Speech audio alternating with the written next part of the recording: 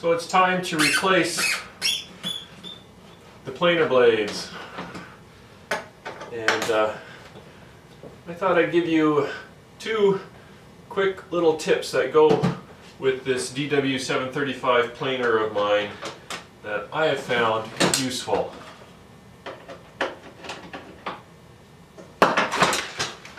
So the planer comes with this nice little place in the lid where you can store the tool, which they use for changing the blades.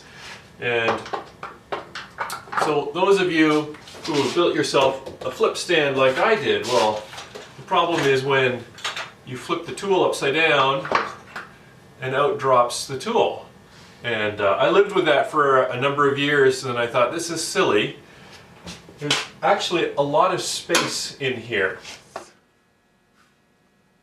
So on the bottom side of the lid, I attached a simple piece of wood, and in there I have embedded a rare earth magnet in epoxy. This piece of wood is positioned so it's right alongside the hole where the tool slides. So when you put the tool in place, it's right alongside the magnet, and so here, it just stays in place when you flip it over. And yet it's not so strong that you can't just remove it. It's held in place with a couple of screws here through one of the reinforcements, and through the top I have one little screw into the top of the piece of plywood.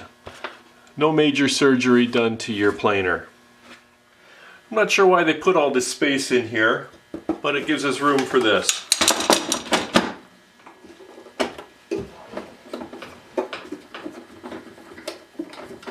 So inside the unit here, 1, 2, 3, 4, 5, 6, 7, there are 8 screws holding in the blade, but there are 3 blades, so that is 3 times 8. And that is a lot of cranking that you need to do. So the other simple little tip that I came up with is I just use this tool to break the screws loose. And then I found a similar sized Allen key, which I cut in half. And I mount that in my drill, make sure I set it to the slow speed.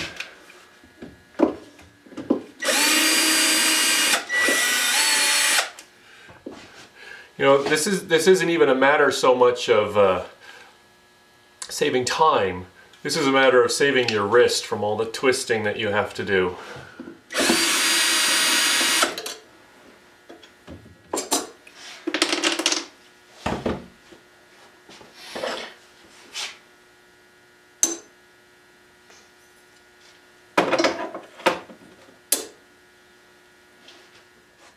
Nick number 1.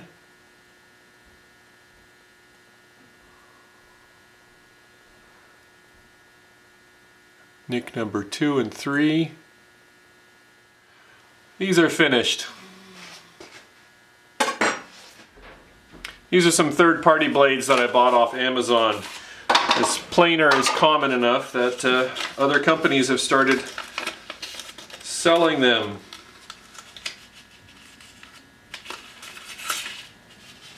There we go.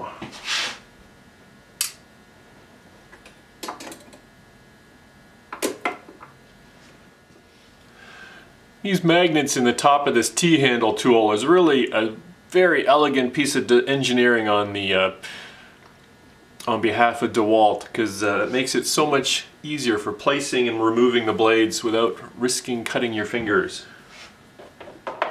So when it comes to putting the screws back, I always start them manually, because a drill, of course, has got a lot more torque than I do and a lot less sense of touch, and you could cross thread these things in an instant, which would be really bad. So I always start them manually. I might finish them off with the drill, but I don't remember now if I magnetized it or if it came magnetized, but if it's not magnetized when you buy it, it's a real easy thing to do.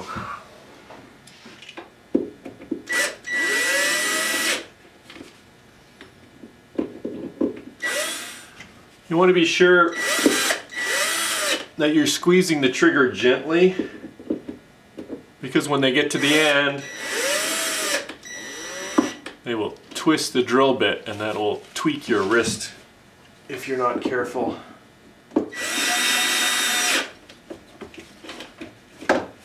Just like that. So that's one down and two more to go.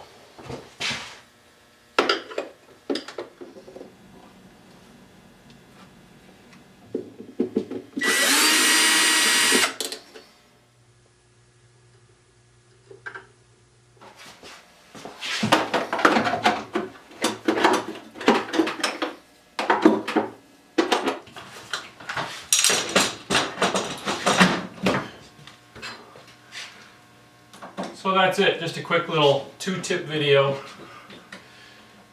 As always, thanks for watching. Hope you enjoyed it.